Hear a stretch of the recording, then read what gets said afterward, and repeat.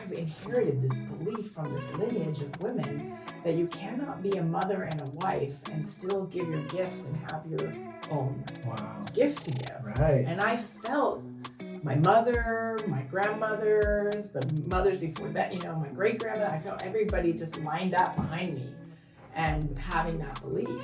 Wow. When she came back, I can't remember if it was before or after, but at some point we went with her to do some fence fixing, and I just watched the way that she walked on the planet and the way that she was connected to the space and the earth, and how, like she was fixing this fence and she was smudging it and, really connecting in with like what's been happening here and asking for permission to keep her sheep, where they go, and like really doing this whole ritual to kind of help protect her herd. Just being, just giving yourself an opportunity to start really small and not feel like you have to be this like amazing nature connection, Right. Because for everyone, I think it's a very different journey and also a different feeling of what it means to feel connected to nature, and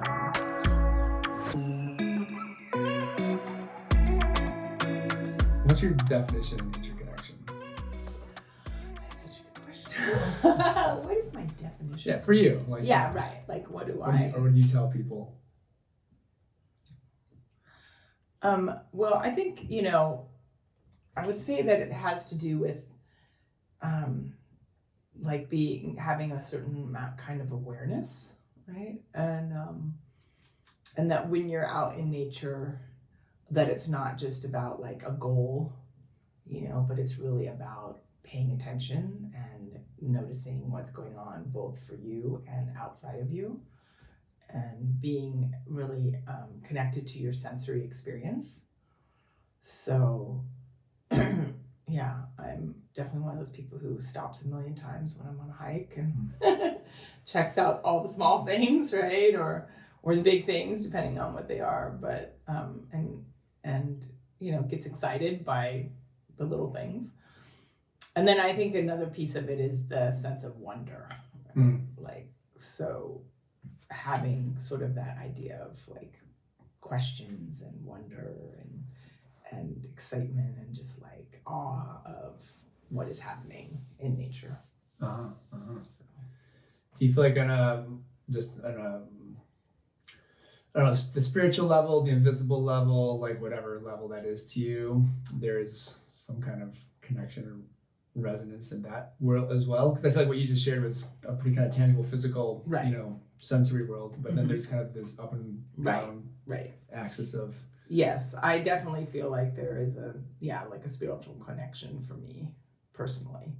I feel like it's like in some ways it's like a soul filling experience, and I feel connected to both like an ancient feeling and also like a present moment feeling. So it has all those aspects to it for me, and I feel like really, from a Buddhist would say, how do you get into the now? How do you get into the present moment? And for me, that's the place, when I'm in nature, that's the easiest place for me to access present moment kind of experience. And then from a spiritual perspective, I've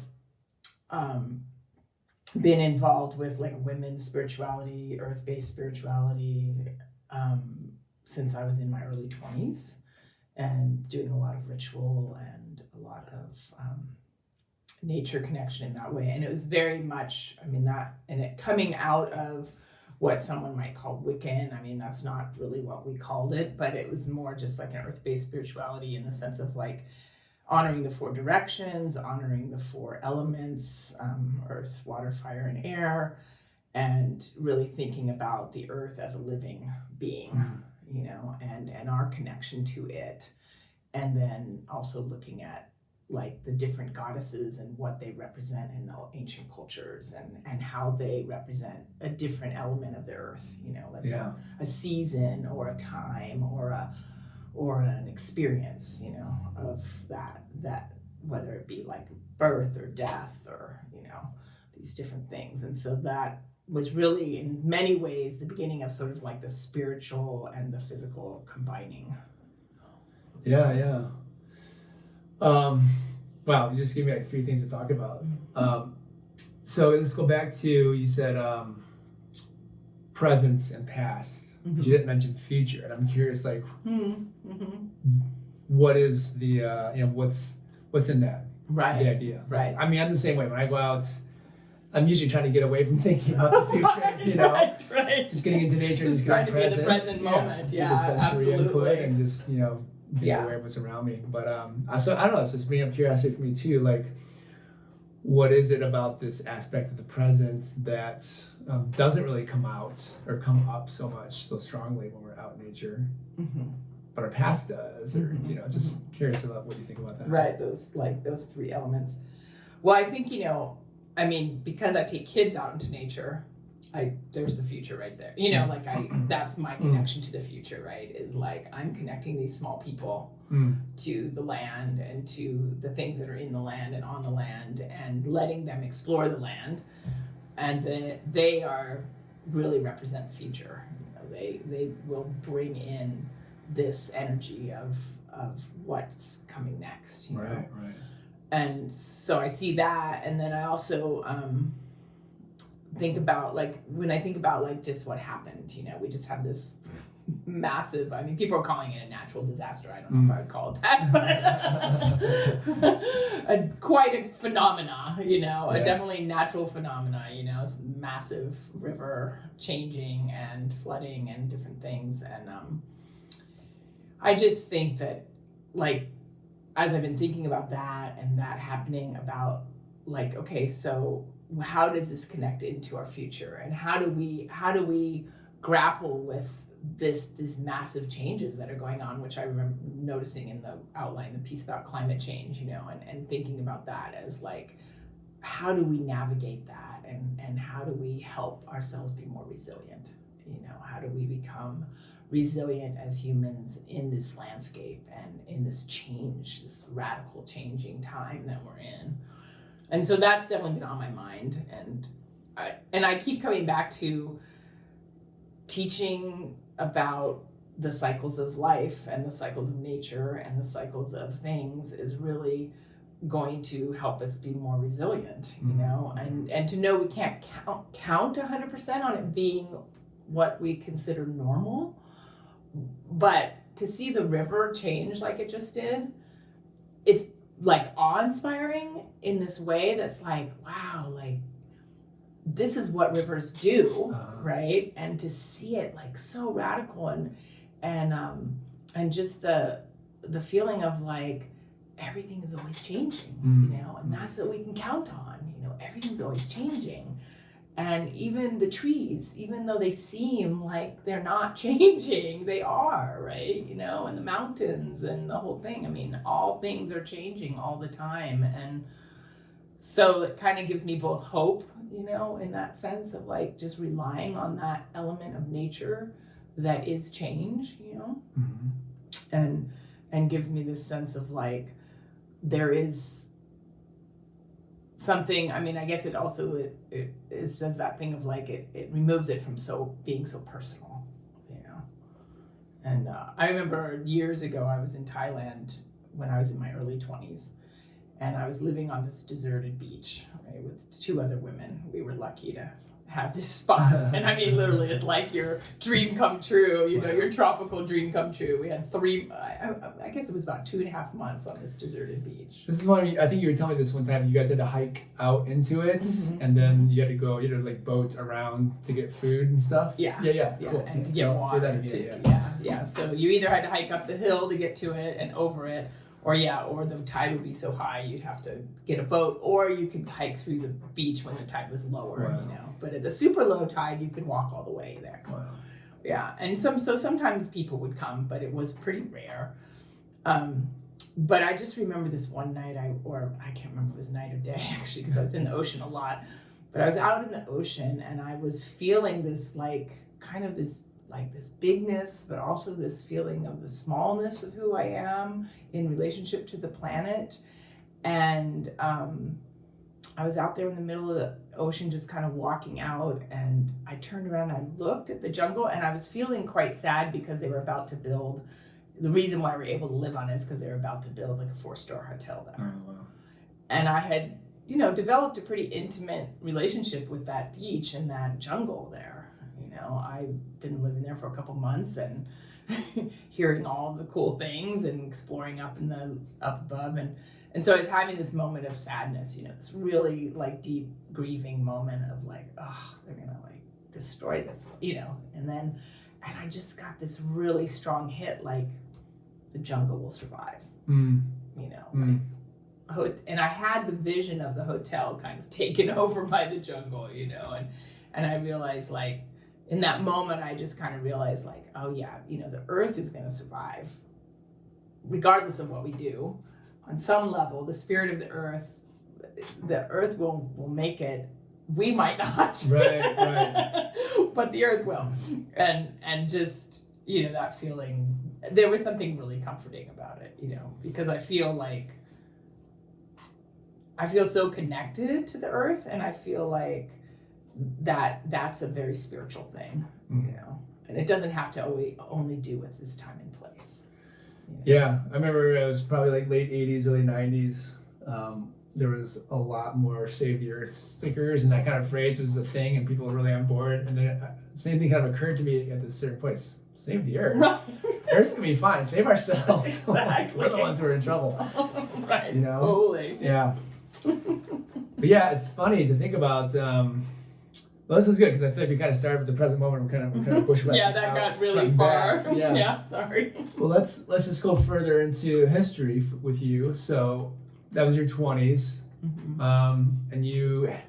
So yeah, let's kind of like bounce around Tarantino style. But when do you remember like really having a sense of nature being this entity or this reality, this awareness that drew you, or you wanted to be more in, or what's tracking? Like, how far back did that go for you? I mean, the first thing that comes up for me is when I was about 5, I think. I was out with a friend. Well, I have these 2 memories that are such a trip. And one of them is that I was walking in our driveway, and I have a memory of like a bee being in my mouth. Wow. And I'm not even sure if it really happened or if it was a dream, but then it was like more bees came. And I remember there was bees in the tree, and then there was bees in my mouth. And being like, crazy. Like just having this experience with these bees, and then, and then it all shifted, and it's such a weird memory. It's like, did I dream that? Did that really happen? But then I do remember this one time when my friend and I, this little boy, we were like trying to catch bees, and so we were like at this bush, and we were like trying to catch the bees, and I caught one, and of course it stung me, and I was just like, that wasn't really smart thing to do, but I remember it like somehow affecting my consciousness around like, oh, these creatures are like beings, and they have an effect on me, and they're not just like something for me to mess with or like, so it was really like a little bit of awakening, in that moment. And then, and then I was lucky to grow up in a time where we were pretty free range, and we were out in nature all the time, running around, doing whatever, having dirt clod fights and all the crazy stuff. And then I think probably the most, I want to say one of the my family, we always went camping. So we always went to Mammoth and camped, and, we did a lot of camping when I was young and stuff. And then we did a lot of skiing when I was a little older, like when I was in my like 10 to 13 or something like that, and camped and skied and stuff. And we lived in a place that had a lot of land around it, so we could explore a lot. But I think the thing that was really the big clincher for me was when I was living in San Diego County, and I had a horse. And I could go for hours and hours and hours on this horse and just be in the middle of nowhere. Wow. And we would just ride and ride. And sometimes I was by myself, and sometimes I was with friends, and she was my way to move around. And that connection with her, was really profound, because I was I was a preteen teen, and I think that, she really helped me through those hard moments when you're like, 13, 14, just like what this, like difficult moments. And I would just go to her, and she would always just be there for me. And I felt this really deep connection with her. And then we would just ride, and, I experienced rattlesnakes and experienced, just being way out, and having just amazing times and just laying on the earth, she's there and I'm just laying on the earth or whatever's happening, and the smell of sagebrush. And I mean, just all of those things are so like visceral in my system of like, that was just such a time when I felt like really deeply connected, to the land and to her, and could just go wherever I wanted, Yeah, that's beautiful. That would be a powerful, I can imagine how powerful that would be to have that history. Yeah. Do you feel like going forward, getting into college age and the professional world and work and all that, did you lose some of that connection, or did you try to keep it really intact, or like what was that phase like?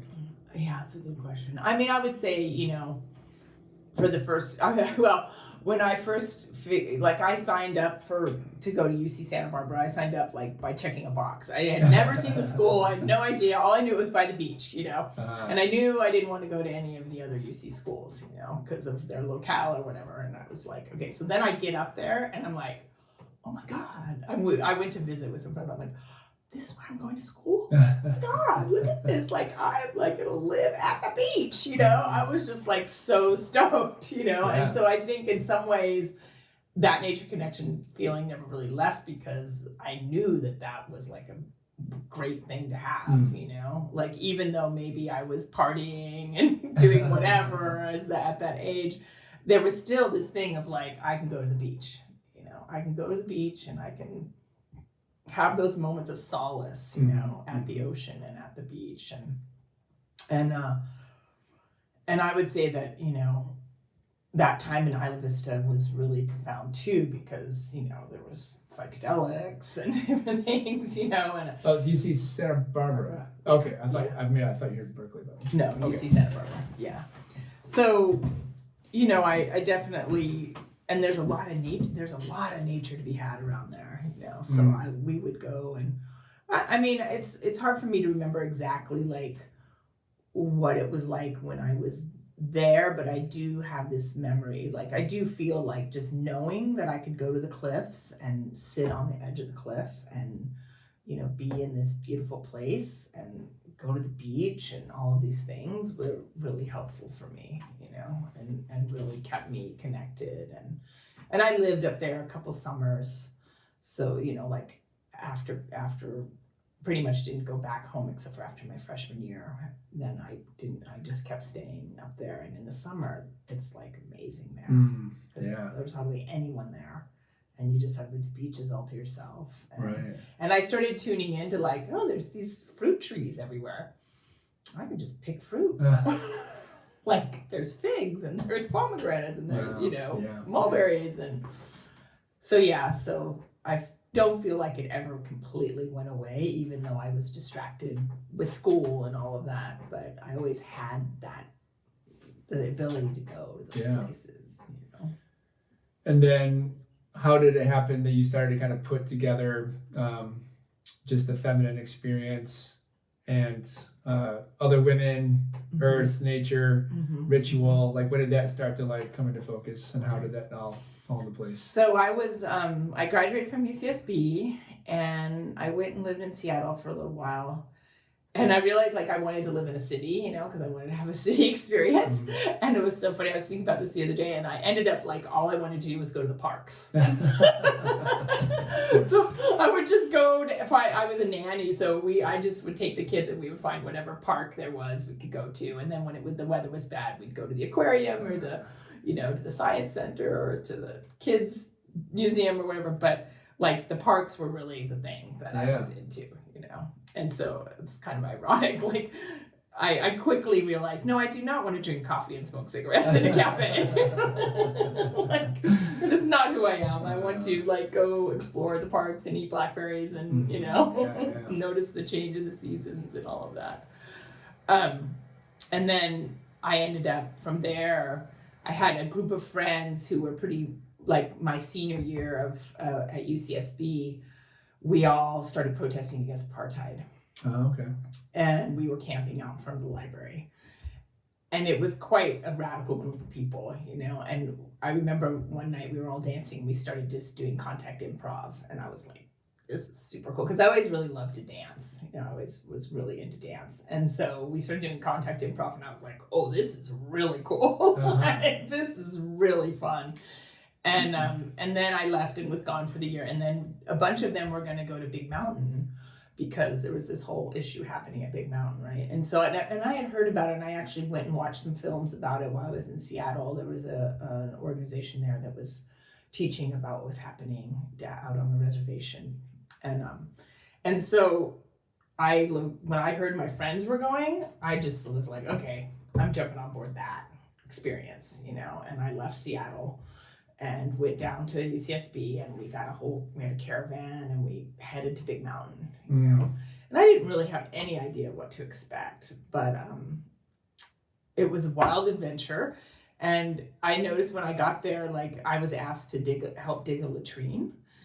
And I was so happy to be in the earth digging, because we'd been on the road for like 3 days, you know, and I was just so happy to be in the earth digging this hole, you know, and I dug like this huge hole, you know, and I was like, wow.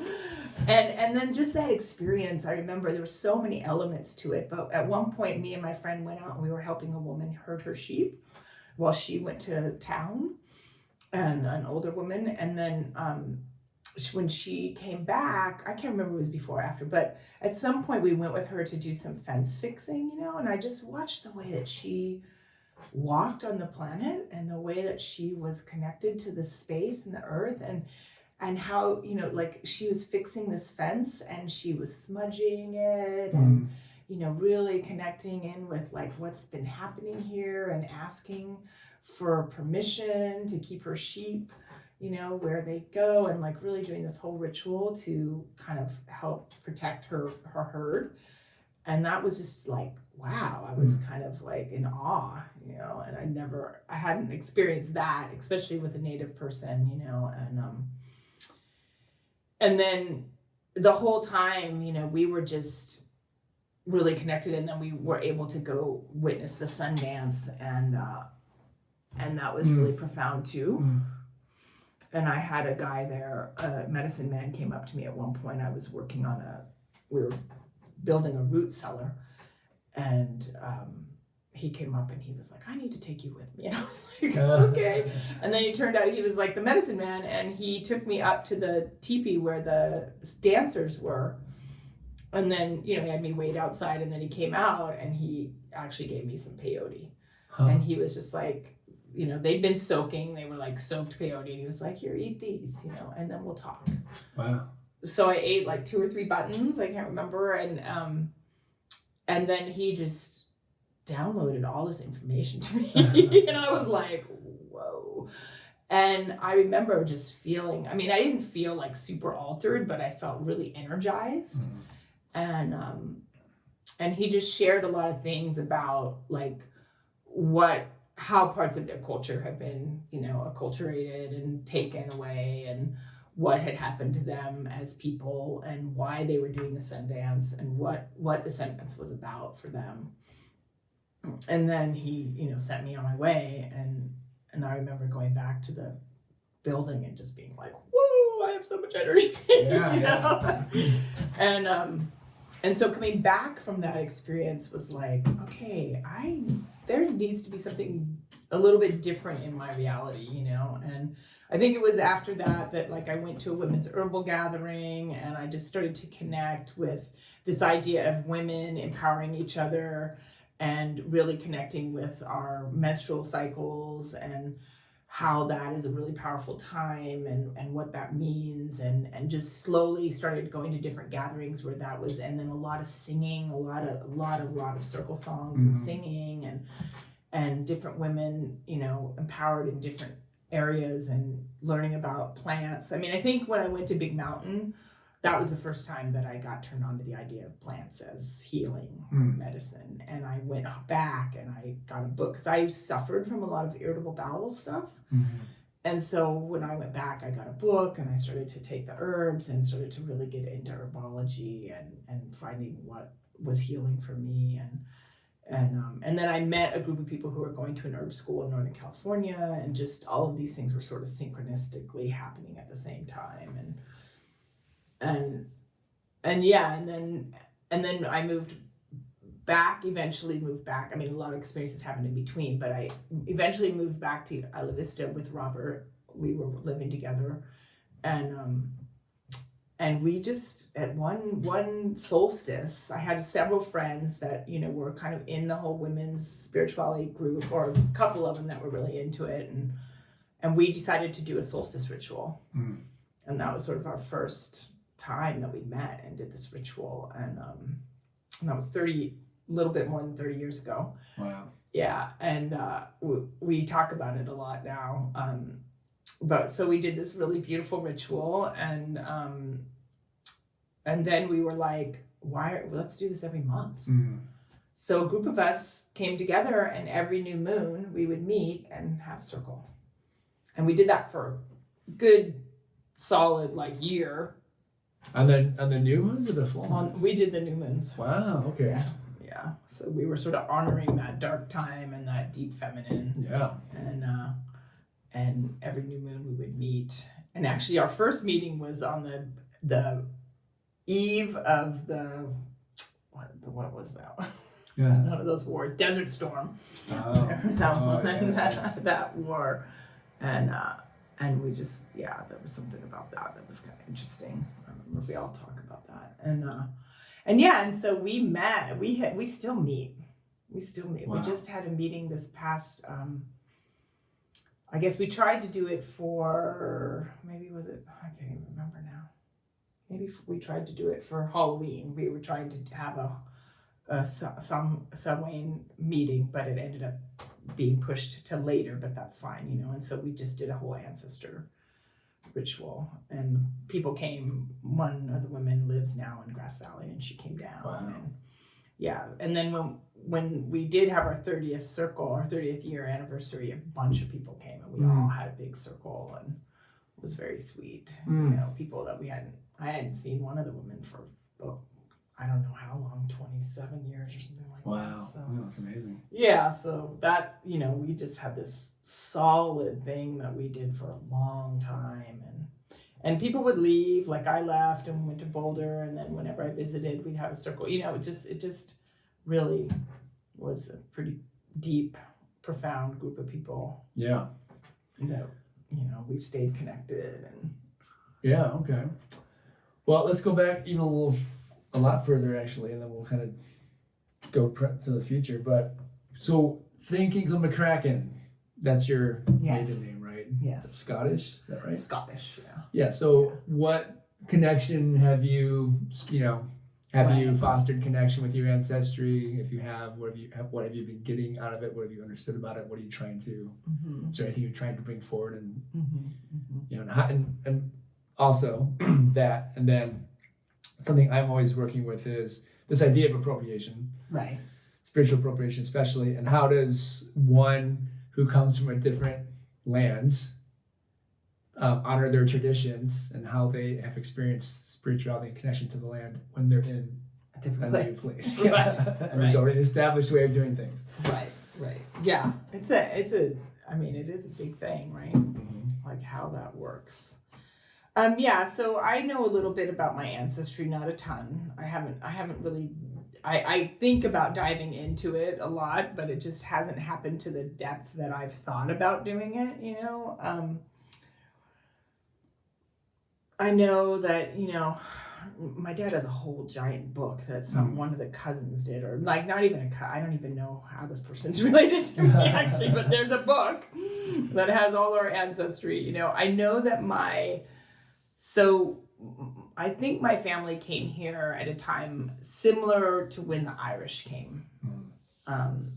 And my grandmother did not my great-great-grandmother did not want to be seen as Irish, so she actually changed our name from MC to MAC, so it was very clear that we were Scottish, which is interesting, like when you come, like the prejudice that was happening in this country against the Irish, right? We are, MacCracken means people of the hills, I know that, and you know, I know a little bit about like our plaid and those kind of things, those simple things. But, and then, you know, I've always felt like pretty much the tradition that we've used in my women's circle and in general for me is Celtic. You know, it comes out of the Celtic traditions in terms of the 4 directions and the elements that we relate. Like when we do the medicine circle with the vision quest, I'm always a little bit like, this is not how I'm used to it, because it's a little slightly different, right? So I've always felt like that feels good to me, you know, because that is part of what my lineage is, you know, is that Celtic tradition. I've encountered along the way different people who are really diving into that history and the shamanic, you know, experiences of that area, you know, and so I've had little bits and pieces of connection to that, and a lot of the goddess-based spirituality or the earth-based spirituality does, like when you think of like Mother Maiden Crone and the stag and these different holidays, they are really coming out of that tradition, you know, so it's an interesting thing, but yet it doesn't, I notice that I don't feel really like that I'm in the wrong place, you know, because I mean, we have stags and, you know, we have these things, we have autumn, we have, you know, we have sunsets, we have these same kind of seasonal things. They just, and they're probably fairly similar to Scotland, you know, in terms of when they happen and how they happen. It's not like we're coming from the South, which is a much different orientation, you know, if you're like from Australia or something, right? You know? Yeah, way different, right? Yeah, but yeah, so I've always felt pretty comfortable about that piece, and then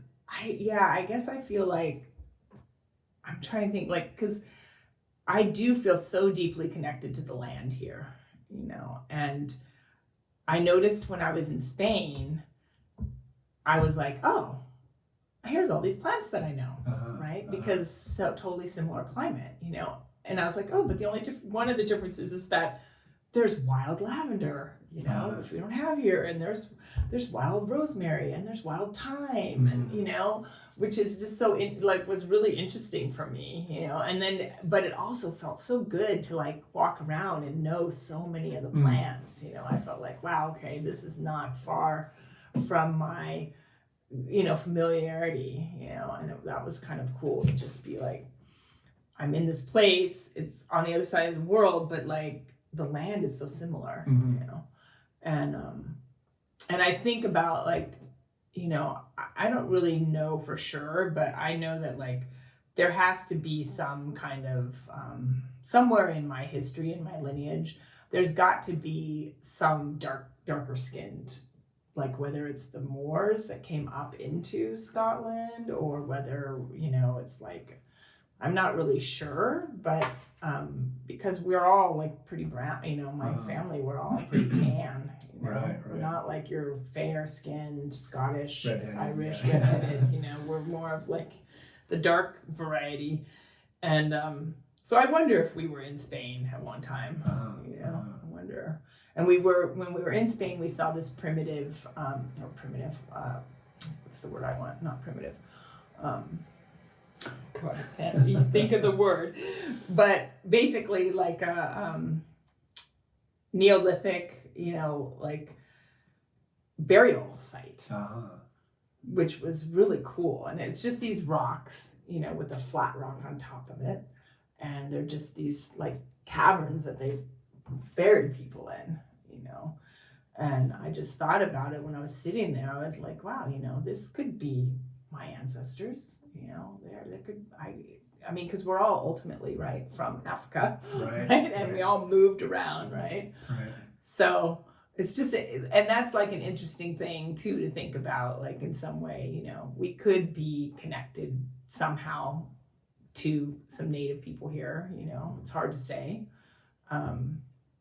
But yeah, and I try to be very respectful of that piece, and I question it sometimes because I do, like, I know a lot about the plants and I know a lot about how to use them, and sometimes I have that concern of like, okay, am I taking something away from somebody else? But I also feel like I think about Robin Wall Kimmerer's book about when she talks about the sweetgrass and how the sweetgrass wants to be harvested, you know, and she proves it with a scientific study, you know. Right. And I think about that. It's like, and that's like the connection with the plant, and like saying thank you to the plant and to the land and honoring it.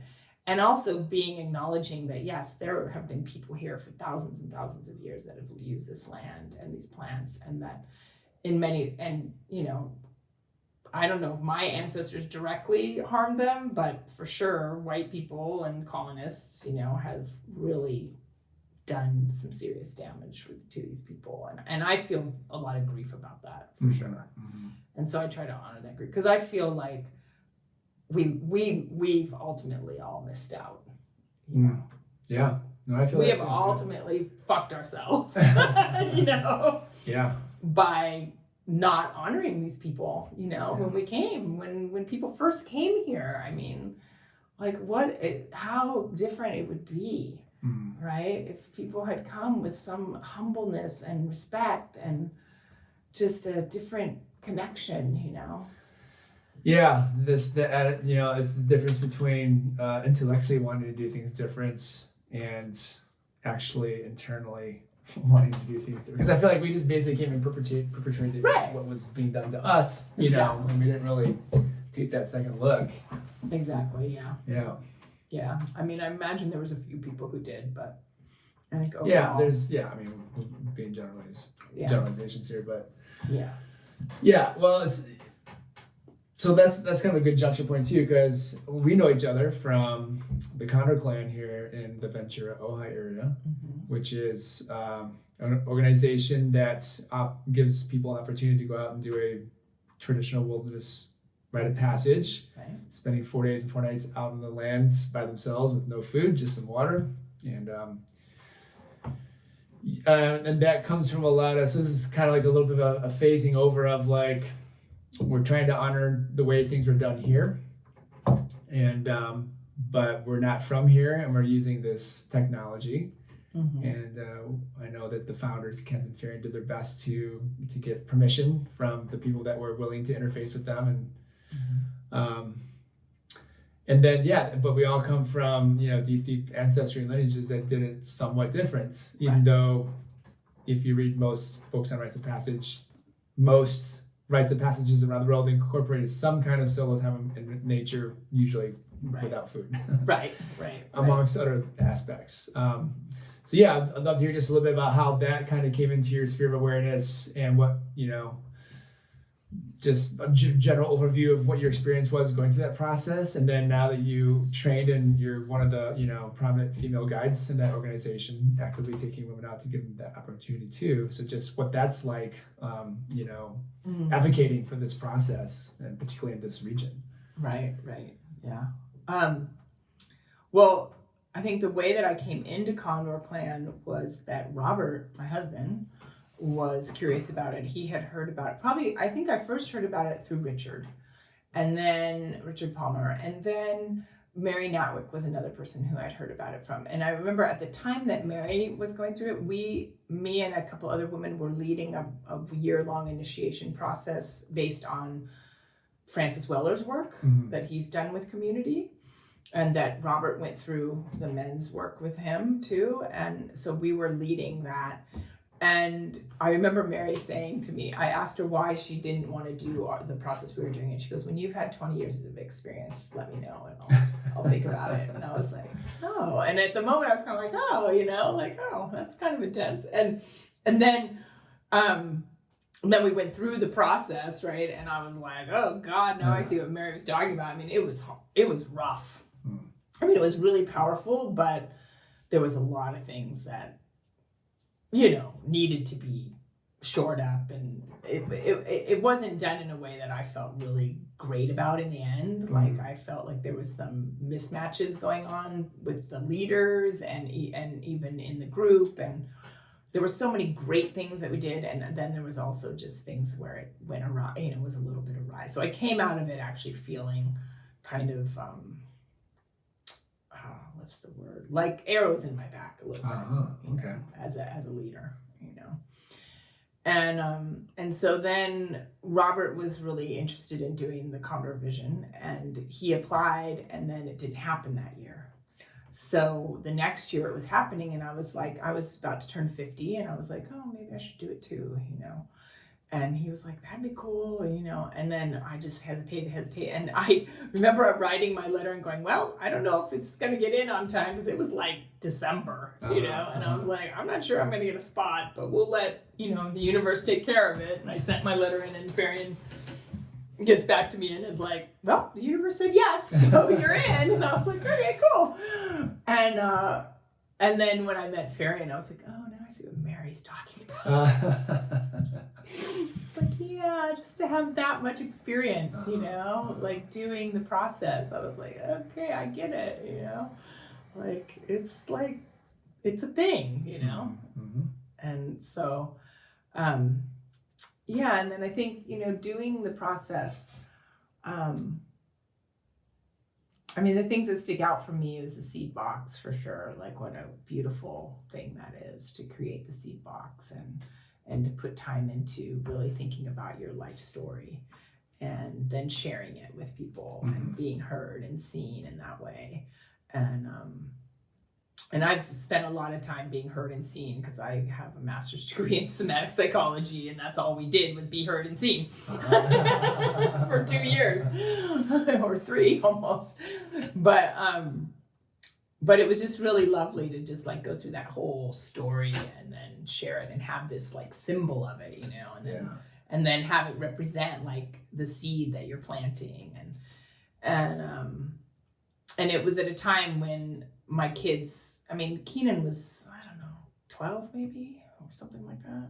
And Finn was just like 5 or 6. Yeah, he must have been 6. So he was still pretty little, you know, but it was definitely a time when I was like able to like start thinking about, well, what do I want to do in the world now that I don't have to be a full-time on mother all the time, right? You know? And so going out on the mountain is interesting, because I didn't have any fear about being in nature for 3 days and nights by myself. I was like so excited. I'm like, I'm gonna have time alone for 3 whole days. Right. I'm like super jazzed. Totally. Whereas other women were like, I don't know, it's gonna be like all by myself for 3. I was like, bring it on, you know. And I didn't have any fears about being in nature, because I felt like I have a strong connection to nature. I've camped alone. I've done all kinds of stuff out there, you know. Yeah.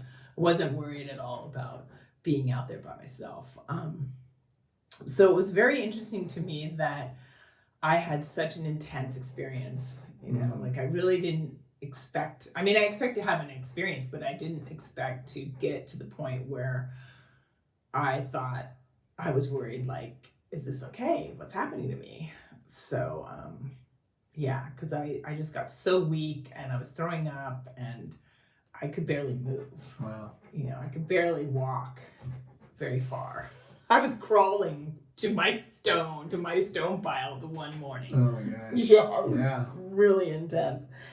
And so in the middle of the night, you know, I was like throwing up, and I was like, is this okay? Like, I'm not eating. Am I going to get dehydrated? Like, well, I should go into base camp, you know, because I don't. And then I was like, well, I'll wait until sunlight at least, you know, to go to base camp, because I didn't want to wake Farian up in the middle of the night, you know, and also too, I wasn't sure about walking there. But yeah, so I made it to base camp, and then I had this experience where, you know, Farian said something about, because what kept happening for me was with the Death Lodge was that I felt like I couldn't die because of my children. And it was like, even though I knew it was a psychological death, that it was something that was dying, you know, you can't die, you can't die, you can't die, you know, and it was just all about my children. Like, I can't die because I have Finn and Keenan. And then Farian says, well, it's not, you always be a mother. It's not the mothering that has to die. It's the impediment to you giving your gift. And right away, my brain just went, well, aren't they the same thing? And in that moment, I realized, like, oh, this is a very old belief. Like, this is I've inherited this belief from this lineage of women that you cannot be a mother and a wife and still give your gifts and have your own gift to give. Right. And I felt my mother, my grandmothers, the mothers before that, you know, my great grandmother, I felt everybody just lined up behind me and having that belief, you know. And it was so intense. And then I felt energy like just flowing out of my body, like through my hip, that was like just leaking because of that belief, you know. Yeah. And so I just didn't have enough energy because this belief was keeping me from being able to do more than just be a mom, you know, and a wife. So that was just a really interesting moment, you know. And I felt so, you know, and then, you know, I kind of went back, and Varian had given me some tea and some ginger candy. She does. And I went back, and, you know, I just was so grateful to be on the land at that moment, you know. And I felt really connected to the land the whole time. I mean, the first day I just hiked around all over and sang and hiked and sang, and the idea of doing a vision program for girls came up for me the very first day. That's when it kind of popped into my mind, you know, like, oh, I want to do this with young girls, you know, and here's what's, and I even mapped the whole thing out, you know, because I had a ton of energy on the first day. Second day I was like, okay, I think I'm not going to go anywhere. But yeah, so I was just happy to be on the land, but I was very surprised. I mean, I was so weak at the end that I couldn't even stuff my sleeping bag in a stuff sack. Oh my gosh. Yeah. I could not get it in there. It was a trip. I was like, I have never felt this weak before in my life. And so that was kind of the experience on the mountain. Yeah, that's great. I keep thinking we should create some format regularly where the men and women get to hear each other's stories, because that's like, I've known you for over 10 years, and I haven't heard that story. I know. Yeah, that's amazing. Yeah. So yeah, came back. Obviously you were struck, you know, deep enough by the experience and the people who were around to jump in and train, and now you actively guide. Yeah, and so, it kind of was like it took a few years because, you know, Finn was still pretty little too. And I was working at the Montessori school, and where Finn and Keenan were both at school. So I didn't have a ton of time or energy. And Farian and I both knew right away, like, that I would want to be a guide, but I was like, I need a few years. Yeah. You know? Yeah. And so the thing that happened right away was that I had Finn doing Ventura Wild, and he was with you, I think, and Heather, right, doing Ventura Wild. And at some point I said to Heather, I was like, I should like volunteer, you know, because then, you know, one, I could maybe not pay as much, but also two, like, I want to be out there with the kids in nature. You know, I'm working with kids and, you know, at the school, and I was like, I want to be like with the kids outside, you know, in nature. And it was just such an instant fit. I mean, Heather was like, oh, I've been watching you for a while. I have a position for you. Like, I don't want you to volunteer. I'm hiring, you know? Yeah, great. You know, and she was like, you know, I want you to work. And I was like, oh, cool, you know? And it felt like that was such a perfect segue, you know, from coming off the mountain and then having my work be outside with kids. Yeah. Like, it just seemed like, oh, wow, like, I did it, you know, like I got what I wanted, you know, I got the arena to give my gift, you know, and I learned so much in those first couple years at Ventura Wild, you know, just watching Heather and CJ and Casey, you know, just interacting with all of them and how it went, and just really felt like I was so juiced up, you know, on the whole nature connection thing, the coyote mentoring, the wilderness, the primitive skills, all of it was just like food, you know. Yeah. And, you know, and then I'd get to teach a little bit about the plants, and we'd be out there, and it was just so much fun. And I'll never forget this one day we were doing like a tracking game, and I was the one who they were tracking, and I was like sitting in these bushes going, oh my God, this is my job. I'm so stoked. I'm like, I'm having my own little sit spot here. I'm like totally like by the river, moments. You know, I'm like, this is my job. I'm hiding in the bushes. You know? I'm so stoked. Yeah, I have those moments too when I work with kids where those peculiar moments where I'm like, this is my job. And I'll think like, there's 8 billion people on the planet. How many are sitting in a bush right now, hiding from kids and getting paid? Right. Not that many. Not that many. I know, not that many. Yeah. I know. It's like, wow. Yeah.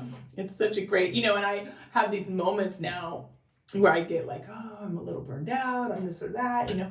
Then I go out there with the kids and I'm like, why would I want any other job? Yeah. You know?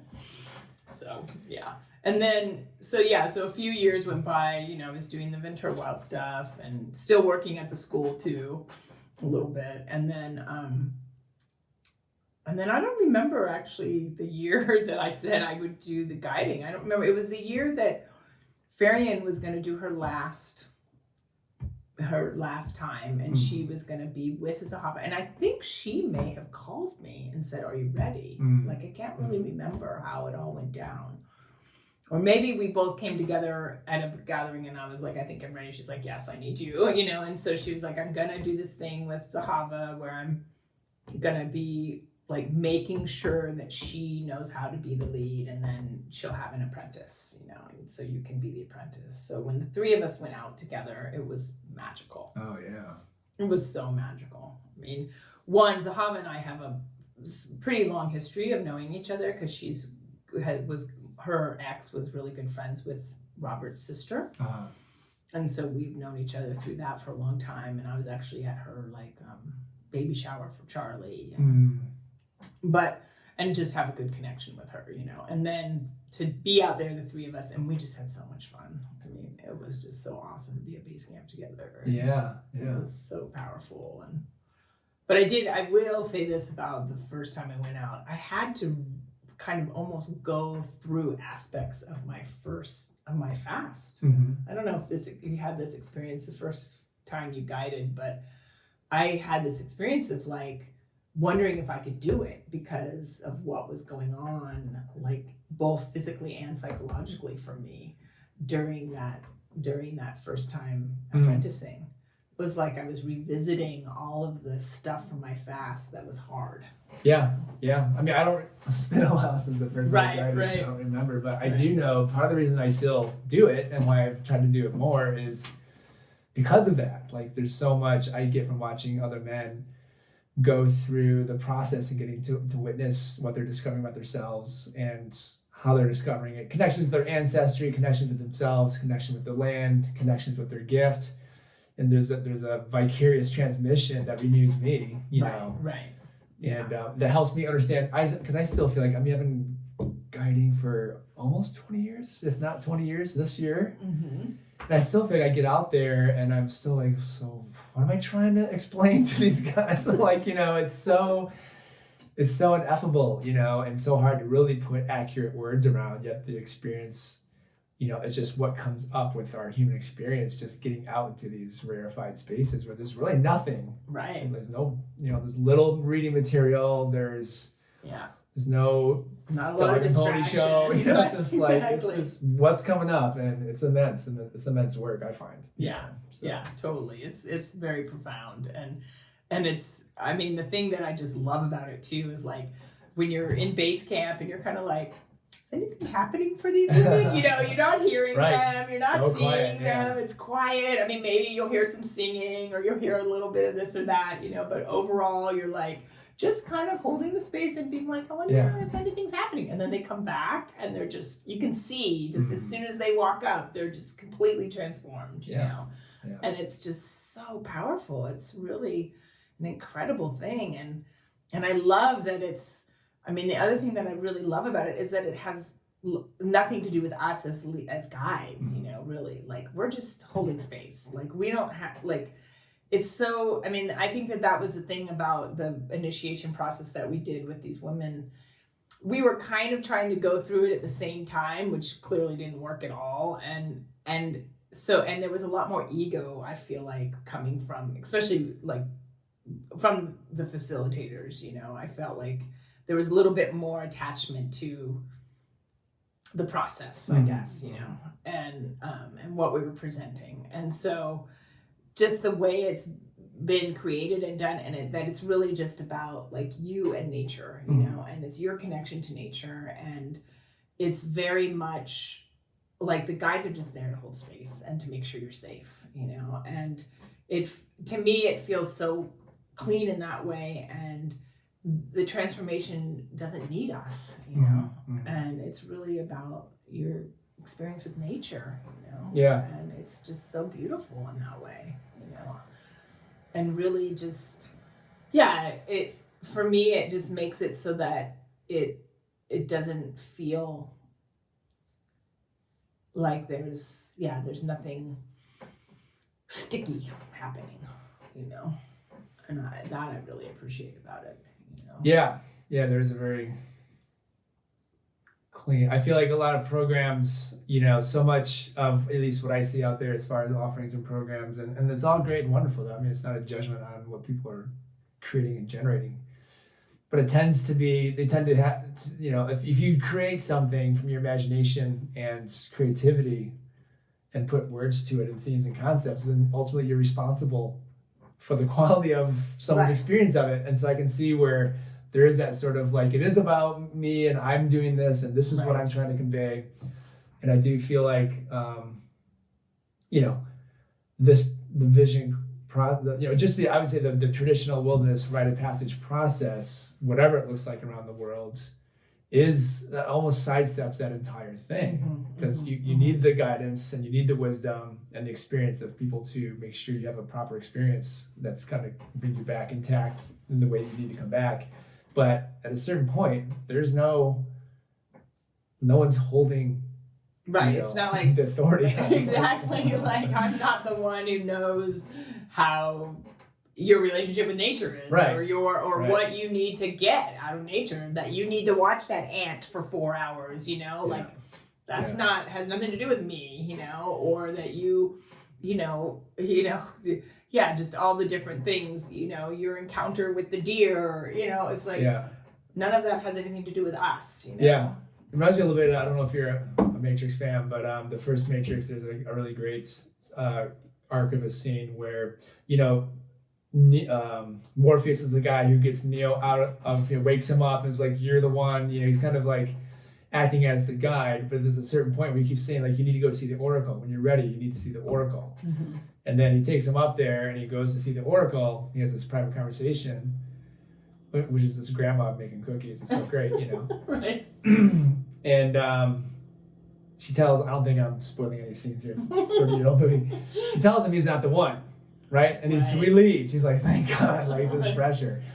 But he's also like, "Oh, Morpheus is gonna be so let down. Morpheus is a true believer." And he comes back out, gets in the elevator with Morpheus, and he starts to say, like, "Well, she told me." He's like, "What she told you is just for you," you know. And I feel like that was a really good, you know, allegory to how it is. Like, yes, people come back and tell their story, but they can't really tell. It's just a story about what happened. Like, you can never really transmit what actually happened. And there is that sense of like, it's just for you, you know, that time with nature and that intimacy that you discover with, you know, storing it any way you want. It's, you know, my humanistic, you know, natural mind wants to say it is nature. Nature spoke to me. The rocks did talk to me. There is sentience out there. My scientific mind says, wow, look at how much I can generate within myself. You know? Exactly. Either way, the hit is the same. That you know, I try to ride the line between like knowing there's a rational mind and then there's this, you know, imaginary mind. And to me, it's like whatever is going on out there, it's like I can't. It doesn't matter how much I write or talk about it. I can never really convey. Right. You know. Right. The experience. Yeah. Yeah. And so in that sense, it is. it is the direct transmission that's just for the individual that goes out there to receive it, Yeah.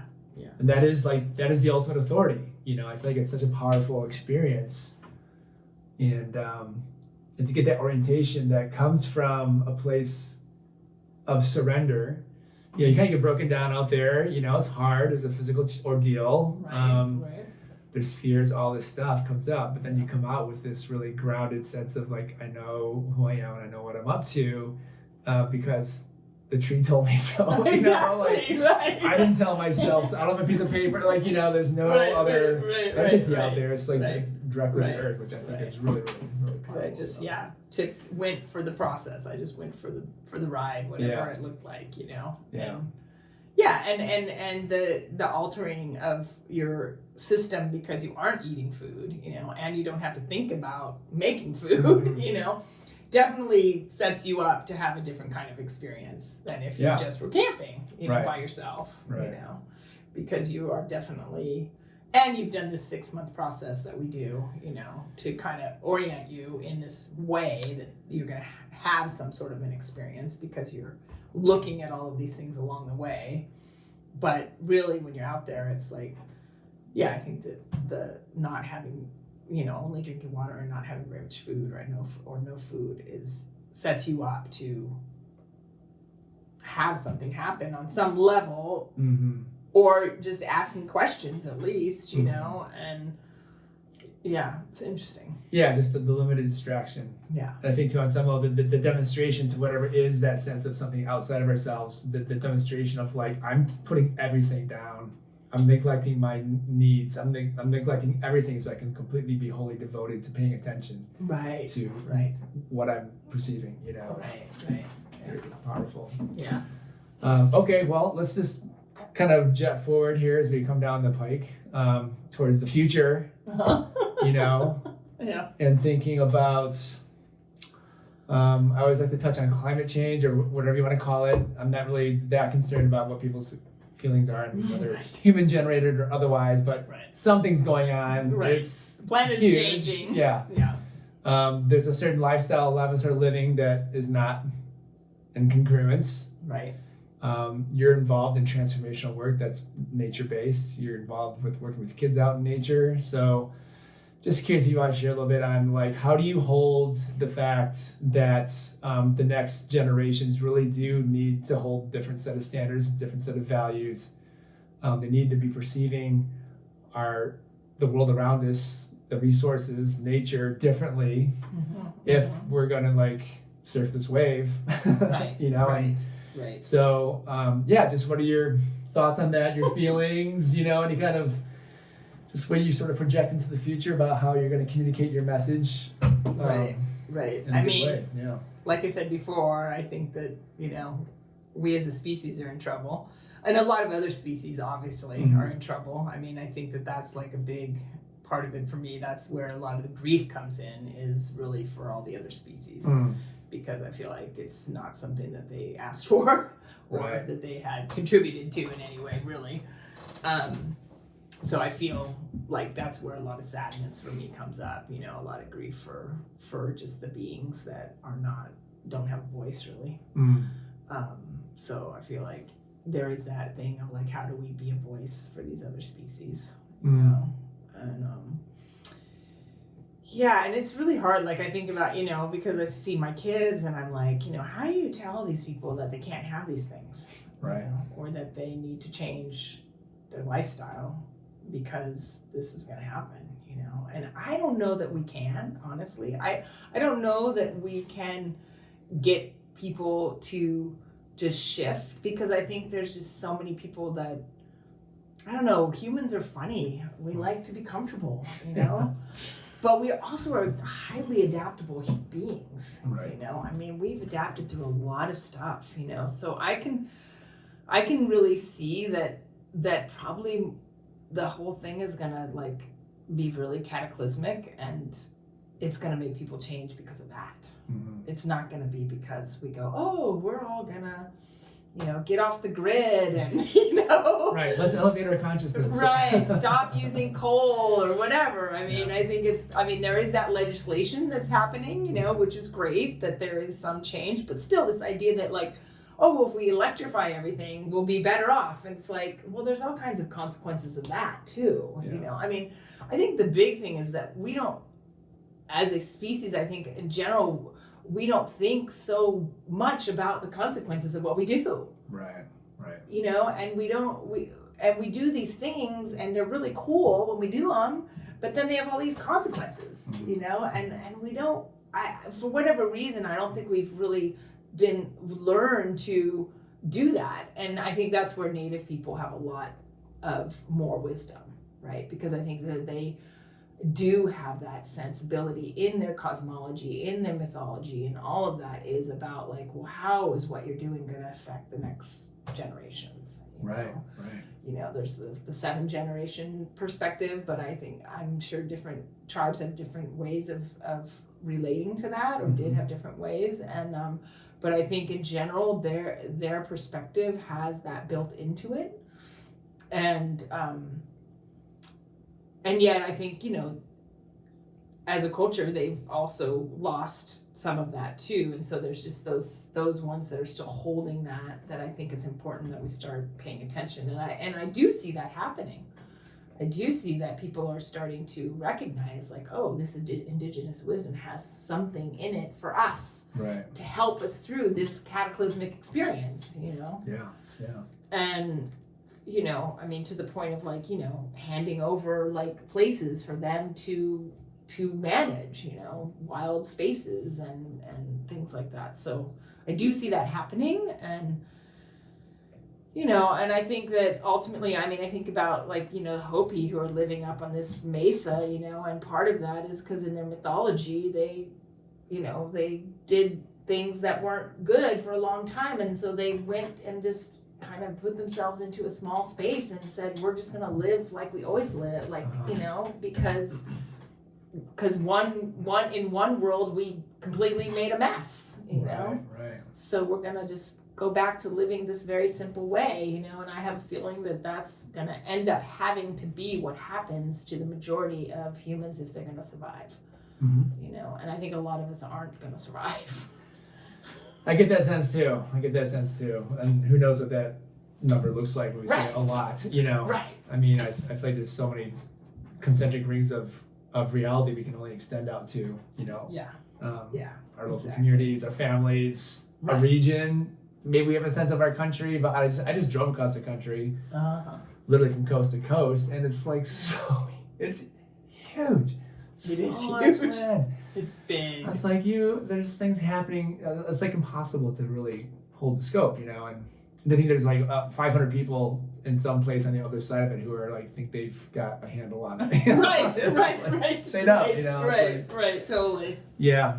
I mean, it's just, and the Earth is just huge too. I mean, just the whole thing. It's just, I don't even know like how you can grasp what the potential is, of what's happening. And I mean, Robert talks about it a lot because he's working on it with his students. He's teaching about climate change in his classes, and he's got all the numbers and the facts, and then he's also got like trying to bring in the spiritual perspective. And I would say that one of the things that has really helped me has been listening to Michael Mead and some of his stories.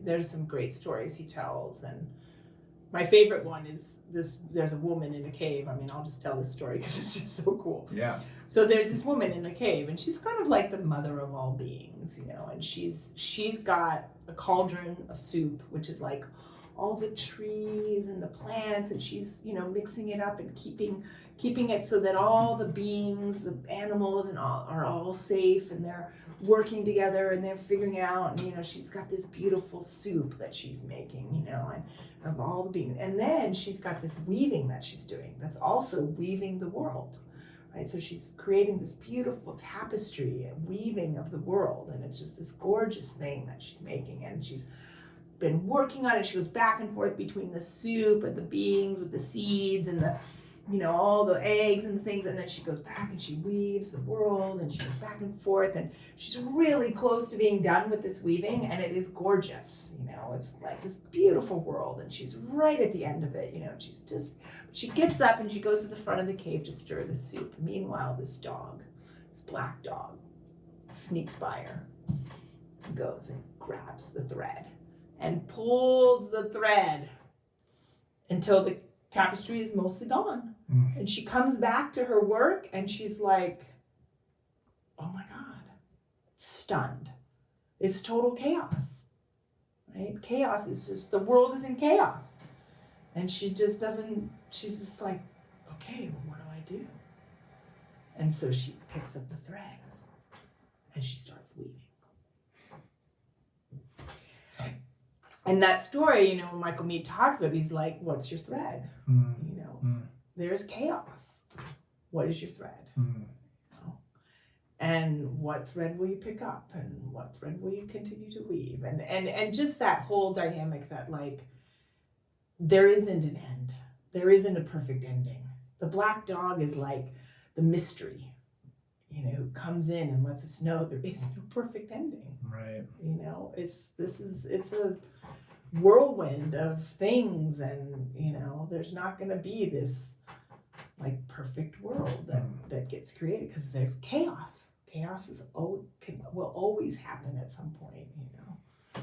And that story just has given me a lot of like just solace. Like, yeah, it's a time of chaos. So the only thing you can do is pick up the thread. And what's your thread? And I would say right now my thread is just staying connected to nature. And then taking the kids out there and getting them connected. And every once in a while I question, is that the thread I want to keep weaving? But it just keeps happening, I don't really see like another, thread. And then I think, the other thread I'm holding, of course, is my kids, and just holding them and giving them some sense of connection and love, and trying to just encourage them, Yeah. and accept them exactly as they are. I mean, that's the other piece, I feel like my kids are by no means perfect, and they're not like on this trajectory that like a lot of parents want their kids to be on, or they're making their way there slowly or whatever. But it's like, how do you just accept somebody for exactly who they are? Yeah. And to me, I feel like that's the medicine that I have to give. And ultimately, and I feel that even when I'm with the kids, and out there in nature, like my gift is that I can hold space for you no matter who you are, how you show up, as long as you're not hurting me or somebody else, or yourself even, Yeah. No. And so I feel like that's, that is the biggest gift that I can offer. Yeah, great. All right, last question. If someone listening to this was like, oh, nature connection, I don't really, sounds like, how do you, like, wow. Right. What does it mean? Yeah, what would you tell someone? How would you tell them to start? Like, what would your recommendation be? Yeah, I thought about this when I saw this question under. I think the biggest thing is like, to me, was like, go for a walk or notice the small things. Like, don't try to start super big. Just notice the small things. Just notice the blade of grass, notice the bird, just start there, like with just something small, and when you say notice, like what does that look like for you? When you notice something, what's actually right. So I guess for me, yeah, it's like a pause, right? And almost a stop and just look, and yeah, just observe. Because sight is such a powerful thing, right? And for someone who doesn't have sight, obviously you can touch and listen. And I'm sure if you don't have sight, your sense of touch and listening are pretty heightened. Yeah. But yeah, I just think it's like just being, just giving yourself an opportunity to start really small and not feel like you have to be this like amazing nature connected, Right. Because for everyone, I think it's a very different journey and also a different feeling of what it means to feel connected to nature, and I was thinking about, I was like, well, if you're in an urban environment, you know, like for me, when I'm in a super urban environment, like San Francisco or someplace, I mean, I just notice the tree that's right outside the door, you know, or I notice the little dandelion or the thing, you know, and I'm like seeing it and just holding it, just kind of finding a way to be in relationship with it, which doesn't mean picking it or doing anything. It means just being there with it, you know, just being like, oh, there's the dandelion, you know. Yeah. And then walking up the road and going, oh, there's this or that, you know. Yeah. And feeding the birds, or you know, watching the birds. I love birds, so I find birds to be very interesting and fun to watch, and I think most people do. Yeah. I was talking to somebody about it the other day. I was like, I think there's just like something in our DNA that connects us to birds. Well, they're out there. I mean, right. They're like really the only creature that's like, yeah, take a look. Exactly. Everything else scurries away. Right, exactly. Right. Birds are like very vocal, you know, so yeah. they're a very, very easy way to just start drawing your attention to them. Yeah. Yeah. Yeah. And, you know, people talk about doing a sit spot, and I think, yes, sit spots are cool, but like to really keep it up and do it religiously and consistently is not easy in our reality. And I remember at one point I was sitting on my couch, and this woman was talking about, oh, your sit spot can be, I was listening to something, watching something on TV or YouTube, and she was like, your sit spot can be anywhere, you know, it can be your front yard, And I looked out the window, and I usually have a bird feeder, birds out there, so I have all kinds of birds going through. And I look out the window, and there's this Cooper's hawk sitting on the table, and I was like, oh yeah, my front yard is my sit spot for sure. Like I was just like, whoa, like that's me at the table with a napkin out. Like, waiting for the birds. As soon as the birds come to the feeder, I'm ready to eat. Right, exactly, totally. I was like, oh my god. Oh my gosh. Yeah, that was a good moment. Yeah. And I just really resonated with that. Like, you don't have to even go outside, really. You just look out your window, you know, and have some nature connection. Yeah, no, I would agree. Start where you are. Yeah. You know, I just feel like just the last thing I'll say before we kind of wrap it up here is I know, like, for me, like, staying fit and working out or whatever it's going to be is always like, it always takes a while to kind of get it going. Mm-hmm. But then once you kind of get it going, if you're really making time, you can sustain it. Mm-hmm. But if you fall off, it's just like starting over. Right. And for years, decades, maybe even, I would sort of get into this thing of like, okay, I'm going to get back on track tomorrow, and I'd hit the gym for 90 minutes and be all sore, and like, okay, well, Wednesday is 90 minutes, like, and maybe I get 2 weeks out of that, but it was like unsustainable. Right. Like, I just was not psychologically conditioned to just make room in my schedule and value that pursuit quickly, you know? And so what I've gotten into the habit of doing with pretty much anything, if I'm going to start into it, is like literally with my workouts now, if I've gotten off track for 6 weeks or a couple months, and I know I want to start, I literally just get up, I do 5 push-ups, 5 sit-ups, 5 whatever. Like, my workout takes like less than 2 minutes, and then there's no exertion. Right. You know? But psychologically, I'm like, I just worked out, done. Day one. Right. You know? And I'll just do that for a week or so, just to kind of start wedging room into my schedule and with little as discomfort as possible. Right. And eventually the body starts to want to do more, because it starts to be like, oh, that feels good. Yeah, it feels good. Have more energy. I can do more, you know, like, so I feel like it's the same with nature connection or anything, but it's like literally like people have windows, you know, just like putting a candle on your windowsill or doing something where you're just going to draw your attention to it, just so you happen to look out more. Just notice like the clouds, the sky, whatever, the sun, like the big easy things. To me, it's so much about just the consciousness of saying, I'm doing it, even if it's fleeting, you know. I think it's huge. And just like giving yourself permission to have it be something really small. Yeah. You know, because if we put these big expectations on it, we usually don't follow through. Like you said, it's not sustainable. Yeah. You know? But if we just, something small, I'm going to walk outside for 5 minutes. Right. You know, and just breathe the air. Yeah, or just feel the temperature. Feel the sun, exactly. Or whatever it is, or feel the clouds or the rain, or, you know, that makes a big difference. Yeah. Well, Sarah, thanks so much for sitting down and chatting. This has been great. I learned a lot about you. I think I've known you for a while, but there's, I don't think we've really ever sat down like this. No, it's fun. Here and there, but yeah, now you know a lot about me. Next time I'll have to interview you. Yeah, sure. Why not? All right. Well, see you around the condo. All right.